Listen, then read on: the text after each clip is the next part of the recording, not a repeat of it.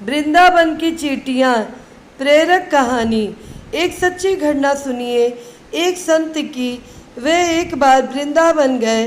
वहाँ कुछ दिन घूमे फिरे, दर्शन किए। जब वापस लौटने का मन किया तो सोचा भगवान को भोग लगाकर कुछ प्रसाद लेता चलूं। संत ने रामदाने के कुछ लड्डू खरीदे, मंदिर गए, प्रसाद चढ़ाया और आश्रम में आकर सो गए। सुबह ट्रेन पकड़नी थी। अगले दिन ट्रेन से चले। सुबह वृंदावन चली ट्रेन को मुगल सराय स्टेशन तक आने में शाम हो गई। संत ने सोचा अभी पटना तक जाने में 3-4 घंटे और लगेंगे। भूख लग रही है। मुगल सराय में ट्रेन आधे घंटे रुकती है।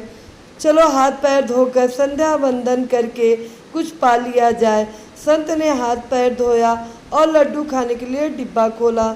उन्होंने देखा लड्डू में चींटे लगे हुए थे। उन्होंने चींटों को हटाकर 1-2 लड्डू खा लिए। बाकी बचे लड्डू प्रसाद बांट दूंगा यह सोचकर छोड़ दिए। पर कहते हैं ना, संत हृदय नवनीत समाना। बेचारे को लड्डुओं से अधिक उन चींटियों की चिंता सताने लगी। सोचने लगे, यह चींटे वृंदावन से इस मिठाई के डिब्बे में आए हैं। बेचारे इतनी दूर तक ट्रेन में मुगल सराय तक आ गए। कितने भाग्यशाली थे।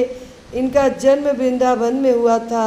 अब इतनी दूर से पता नहीं कितने दिन या कितने जन्म लग जाएंगे इनको वापस पहुंचने में। पता नहीं ब्रज की धूल इनको फिर कभी मिल भी पाएगी या नहीं। मैंने कितना बड़ा पाप कर दिया।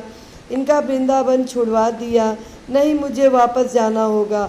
और संत ने उन चींटों को वापस उसी मिठाई के डिब्बे में सावधानी से रखा और वृंदावन की ट्रेन पकड़ ली।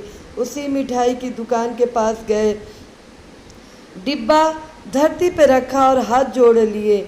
मेरे भाग में नहीं है तेरे ब्रज के रह सकूं तो मुझे कोई अधिकार भी नहीं कि जिसके भाग में ब्रज की धूल लिखी है उसे दूर कर सकूं। दुकानदार ने देखा तो आया, महाराज चींटे लग गए तो कोई बात नहीं, आप दूसरी मिठाई तौलवा लो। संत ने कहा, भैया मिठाई में कोई कमी नहीं थी, इन हाथों से पाप होते होते रह गया, उसी का प्रायश्चित कर रहा हूँ। दुकानदार ने जब सारी बात जानी तो उस संत के पैरों के पास बैठ गया, भावुक हो गया। इधर दुकानदार रो रहा था, उधर संत की आंखें गीली हो रही थी। बात भाव की है, बात उस निर्मल मन की है, बात ब्रज की है, बात मेरे वृंदावन की है, बात मेरे नटवर नागर और उनकी राधा रानी की है, बात मेरे कृष्ण की राजधानी की है। बूझो तो बहुत कुछ है, नहीं तो बस पागलपन है।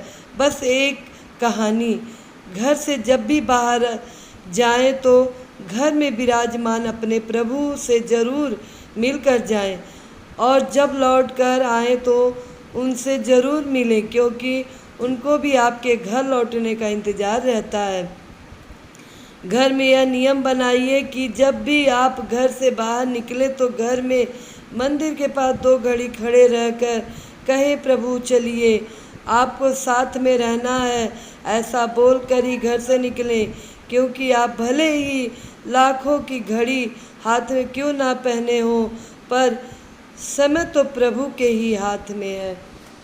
मित्रों, अगर आप सबको कहानी पसंद आई हो तो लाइक कीजिएगा, कमेंट कीजिएगा, ज़्यादा से ज़्यादा शेयर कीजिएगा और हमारे चैनल को सब्सक्राइब कीजिएगा। धन्यवाद।